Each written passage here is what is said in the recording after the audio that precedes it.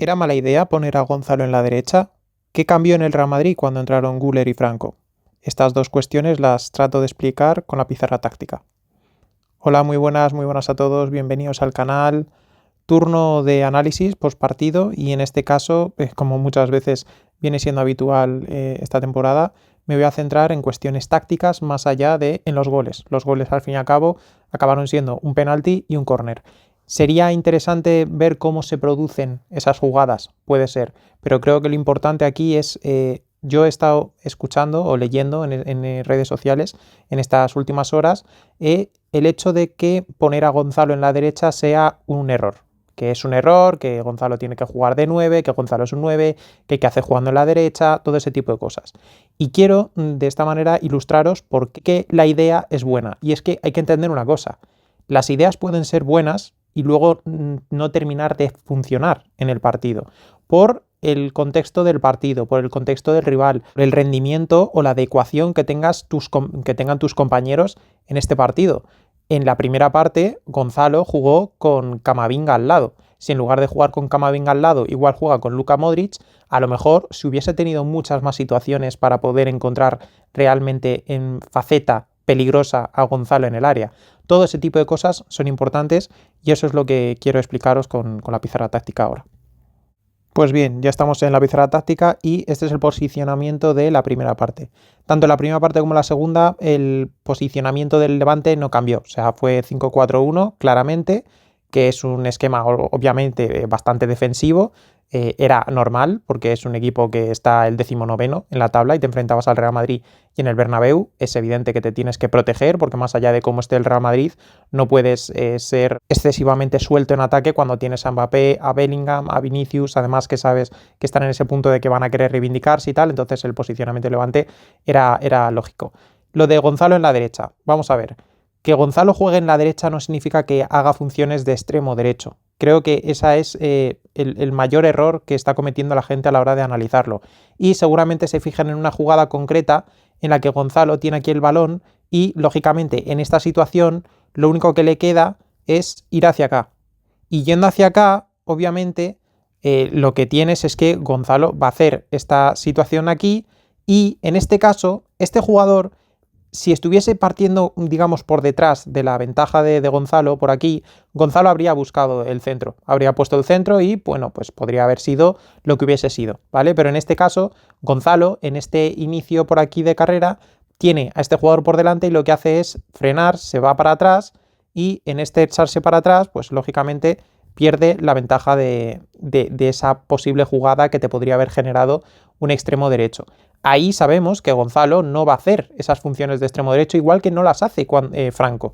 Franco, pese a que hubo una acción que precisamente en la segunda parte hizo este desborde por aquí y fue aquí hasta la línea de fondo, en realidad lo hizo tan apurado que el balón se le fue fuera.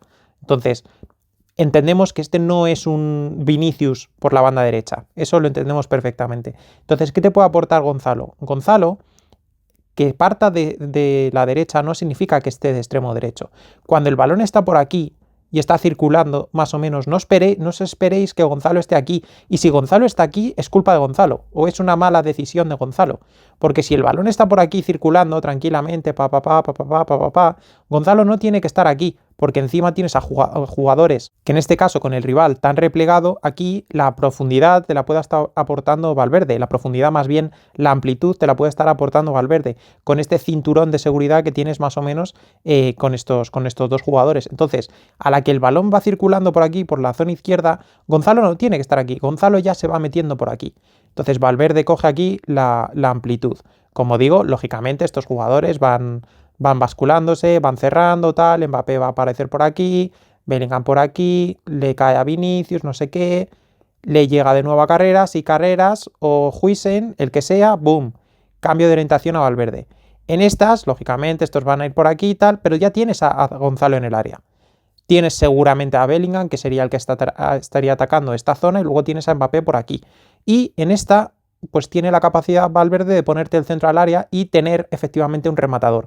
Os pregunto una cosa, ¿qué preferís tener en esta situación de partido? Aquí, ¿a Brahim, a Franco Mastantuono, a Rodrigo o a Gonzalo? Yo evidentemente prefiero a Gonzalo. Claro, volvemos a lo mismo. Si tienes el balón aquí, en esta situación, ¿quién prefieres tener aquí? ¿A Gonzalo o a Rodrigo? Evidentemente. Otras situaciones que se dieron en el partido, si Gonzalo tiene aquí el balón, va a recibir aquí el balón, en esta situación, ¿a quién prefieres tener? En esta situación, ¿a quién prefieres tener? Vuelvo a hacer la pregunta. ¿A Gonzalo, a Brahim, a Rodrigo o a Franco? Evidentemente, al que menos prefieres tener es a Gonzalo. Entonces, es entender simplemente que Gonzalo esté jugando en la derecha no significa que sea todo negativo ni que sea todo positivo. Va a haber cosas que te va a dar en positivo y va a haber cosas que te va a dar en negativo. Una cosa que hay que entender y que es muy básica de entender. ¿Por qué Gonzalo va a jugar en la derecha si es un 9? Bueno, esto es muy fácil de responder. Porque está Mbappé y porque está Vinicius. En el momento en el que Vinicius y Mbappé están jugando cada uno en su zona, si vas a meter un 9, el 9 tiene que ir aquí. Sobre todo si es un 9 de las características de Gonzalo. Si me dices que es Haaland, pues hombre, Haaland aquí lo vería bastante complicado. Pero Gonzalo es un jugador que no tiene una calidad extra asociativa, pero bueno, cuando se metía por aquí, digamos que hacía cosas. Desentonaba respecto a un Brahim o a un Rodrigo, por supuesto, pero podía hacer cosas. Venía por aquí y bueno, por lo menos tuvo esa inteligencia suficiente como para girar y no perder el balón, que a lo mejor aquí Haaland, pues obviamente pues se queda absolutamente como un pulpo en un garaje, ¿no? Pero en el momento en el que tú tienes a Mbappé de 9, a Vinicius en izquierda, Gonzalo es evidente que tiene que ir a la derecha, por mucho que este sea 9 y este pueda jugar mejor en banda, pero realmente hay que ser realistas. Es importante ser realistas. ¿Mbappé jugaría mejor en banda de lo que jugaría Gonzalo? Sí, pero ¿cómo vas a tener aquí al jugador que ha metido 50-60 goles? ¿Cómo vas a tener al jugador que te está marcando 50 goles en el sitio en el que no quiere jugar? Es imposible, es que no es ser realista. Luego la otra opción, no, Mbappé que juegue en la izquierda, que bueno, ya sabéis que para mí eso es absurdo, y Vinicius en la derecha. ¿Cuándo ha jugado Vinicius en la derecha? ¿Cuándo ha jugado Vinicius en la derecha? No, o sea, lo que estás ganando con Gonzalo aquí de 9, digamos, lo estás perdiendo jugador, estás perdiendo a Vinicius porque en la derecha Vinicius no te va a hacer nada porque además encima a nivel actitudinal en la derecha, imagínate lo que te puede dar Vinicius en la derecha. Entonces hay que ser realistas. En el momento en el que juega Mbappé y en el momento en el que juega Vinicius, Gonzalo tiene que ir a la derecha. La otra opción es que juegue de 9, Mbappé juegue de 10, aquí olvidaos que es Camavinga, es otro extremo, y juegas 4-2-3-1, ¿vale? Aquí ya estás metiendo a Bellingham de doble pivote, cuidado. Pero es que encima estás metiendo a Mbappé de 10 o de media punta, que al final no va a ser un 4-2-3-1, al final va a ser un 4-2-4. ¿Por qué? Porque Mbappé no te va a hacer este repliegue o estas funciones de media punta. De hecho, seguramente te las acabe haciendo Gonzalo, como muchas veces hemos visto cuando estos jugadores, las pocas veces que han compartido campo, Gonzalo es el que acaba haciendo este repliegue. O incluso no ha estado Mbappé, ha estado Vinicius, aquí ha estado Rodrigo y lo mismo, ha sido Gonzalo el que se ha incorporado a esta zona para tratar de rebañar estos balones, para tratar de presionar a los centrocampistas, para tratar de recibir el balón directo, en fin, todo ese tipo de cosas, ¿no? Hay que ser realistas, tienes que saber los jugadores que tienes y en base a los jugadores que tienes, entender que Gonzalo, por mucho que sea un buen 9 o que haga muy, muy buenas funciones de 9, jugando de la derecha también te puede dar esos aportes, además de obviamente, lo que en este vídeo no he mencionado, pero sí he mencionado en otros distintos, si Vinicius llega por aquí, por ejemplo, recorta hacia acá, pues tienes aquí a Gonzalo haciendo esta diagonal absolutamente perfecta para poder recibir o el envío de Vinicius en este caso, o el envío de carreras aquí con la zurda a pie favorecedor, digamos, para Gonzalo, aquí en el segundo palo o en el primero, cruzándose con Mbappé, en fin, todo ese tipo de cosas. En la segunda parte, ¿qué ocurre? En la segunda parte lo que pasa es que entra Güler por Camavinga, un jugador muchísimo más capaz de moverse por esta zona con gran calidad para interpretar y para abastecer a jugadores, es decir, esa es una de las grandísimas virtudes de este jugador y es uno de los defectos que tiene Camavinga. Camavinga por esta zona no se mueve bien, es nuevamente un pulpo en un garaje. Camavinga brilla, digamos, en transiciones. En el momento en el que tienes que transicionar, pues va a empezar a aparecer este jugador. En la primera parte se vio mucho a Camavinga tendiendo a esta zona con Valverde metiéndose por dentro. ¿Valverde por aquí mejora a Camavinga? Sí, pero obviamente a ambos lo que los mejora es Arda Güler. Y es un jugador que evidentemente entró realmente bien al partido. Entonces, Camavinga fuera y entraba Arda Güler. Otro cambio fue el que estábamos hablando, el de Gonzalo, y entró Franco. Aquí hay que entender una cosa, más allá del perfil de jugadores que tiene cada uno, que es evidente que es importante, aquí Gonzalo, cuando recibe, es diestro. Entonces le pasa también a Rodrigo. Lo que pasa es que Rodrigo tiene muchísima más calidad técnica y es mucho más escurridizo, ya digo, por el tipo de jugador distinto de Gonzalo. Cuando Rodrigo viene por aquí, yo digo muchas veces, hace milagros, porque jugar a pie natural en banda, pero sin embargo ser un jugador que se tiene que meter hacia adentro, estás constantemente, cuando estás controlando el balón, descubriendo el balón, porque está en tu zona alejada, está más cerca de los jugadores. En el momento que si tú estés zurdo y lo tienes por aquí, tienes el balón más protegido, lo tienes más protegido de esta forma. Si te viene este aquí, puedes recortar, tal, en fin, todo ese tipo de cosas, ¿no? Cuando lo hace Rodrigo, pues aquí, pues fíjate, está enjaulado, ¿no? Y si te digo de Rodrigo, pues ya no te digo Gonzalo, evidentemente. Entonces, aquí, cuando Gonzalo recibe, lo que pasa es que, lógicamente, con estos jugadores por aquí, cuando Gonzalo recibe a la diestra. Entonces, casi siempre sus controles son aquí hacia atrás, pero hacia atrás sin posibilidad de abastecer el posible desmarque de por aquí de Mbappé o un jugador que venga por aquí y le puedas dar el balón. ¿Por qué? Porque diestro se está metiendo más bien así hacia adentro. Haced como si la camiseta, digamos, la manga de la camiseta izquierda fuese la pierna, ¿no? Tú estás controlando hacia acá, pues ¿hacia dónde va el ángulo de esa pierna? Hacia esta zona. Entre este ángulo, pues toda esta zona. Entonces, todos sus controles son defensivos, podríamos decir. No tienes la capacidad para meter este pase aquí, ¿vale? A no ser que ya tires de exterior y tal, que por eso, en parte, Luka Modric ha sido tan espectacular en esta zona, porque era hacer trampa, era tener a un diestro capaz de hacerte este pase, pero al mismo tiempo era tener una especie de zurdo que te hacía este pase, te hacía este cambio de orientación, en fin, lo que hemos tenido por aquí a Luka Modric todos estos años. Entonces, yo siempre he insistido en todos estos años en tener un zurdo precisamente en la derecha. Por eso hablaba de Odegaard, por eso he hablado de Bernardo Silva, de Ryan Cherki, de Michael Olais, ahora hablo de Lennart Karl.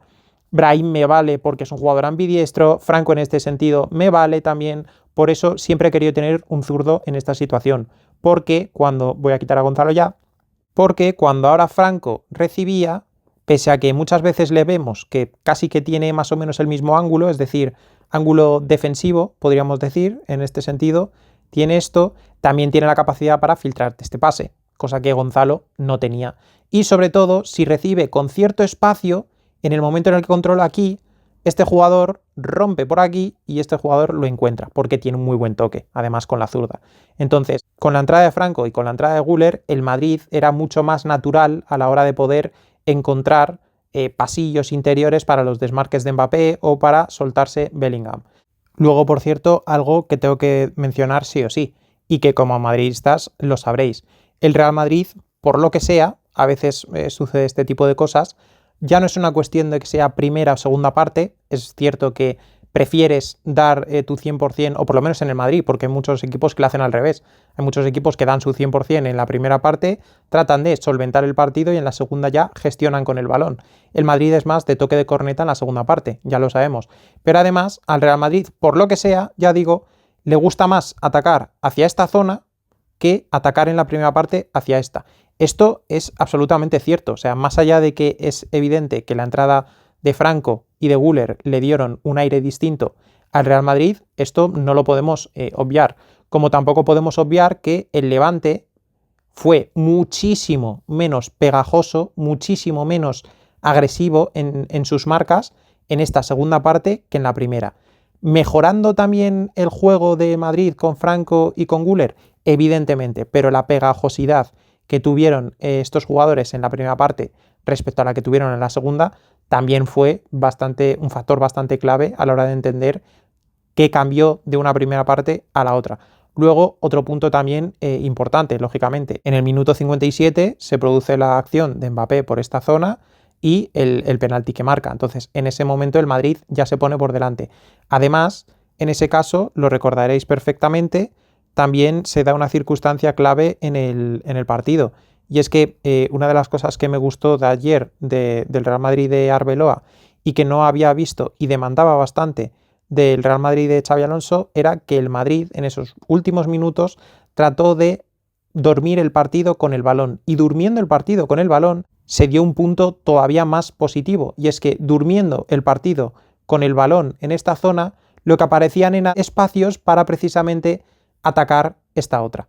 y eso en parte se produjo por cuando se fue Huijsen en el minuto 60 y entró Ceballos, pasando a Tchouaméni aquí. Entonces, aquí que teníamos, pues muchas veces, lógicamente, perdías, entre comillas, perdías a Tchouaméni de esta zona, es decir, dotabas de mayor fluidez de balón a este equipo, y además Ceballos colocándose como pivote, a veces como doble pivote con Güler, pero especialmente como pivote, pues tenías a un jugador que el momento en el que el Levante venía a apretar a esta zona del campo, pues tenías aquí a Ceballos como jugador que estaba constantemente, llegaba aquí a Courtois, entonces venía Ceballos, pedía el balón, le presionaba a este, venía por aquí, le presionaban estos, giraba, volvía para Courtois, Courtois, fácil, Tchouaméni por aquí.